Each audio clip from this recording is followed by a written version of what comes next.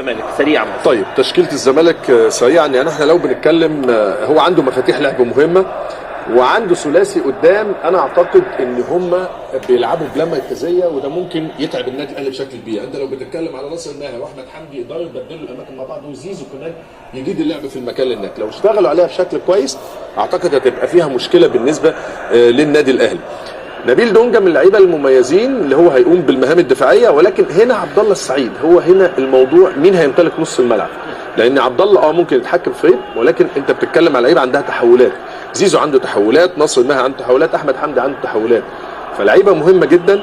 لو اشتغلوا بشكل كويس واشتغلوا بثقه كبيره اعتقد هيجهدوا النادي الاهلي بشكل كبير. ولكن لازم كمان لما تيجي تبص النادي الزمالك دايما بيبقى عنده مشاكل دفاعيه، لو النادي الاهلي استغلها اعتقد هتبقى الامور افضل بالنسبه له. التشكيله الفنيه لمين افضل من وجهه نظرك؟ لمين افضل؟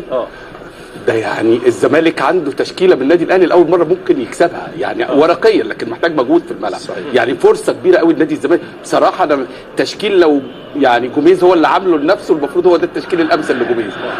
كولر يعني مضطر لهذا التشكيل.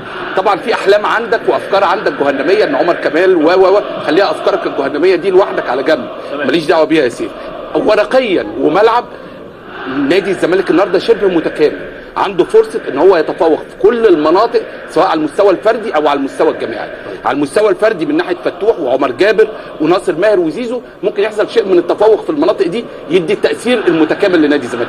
نص الملعب فقط عبد الله السعيد الريتم اللي هيأدي بيه هو اللي هيدي تفوق نادي الزمالك. لو رتم بطيء هنا هيحصل مشاكل كتير قوي في نص الملعب. سرعه رتم عبد الله السعيد هو اللي ممكن ينقل نادي الزمالك.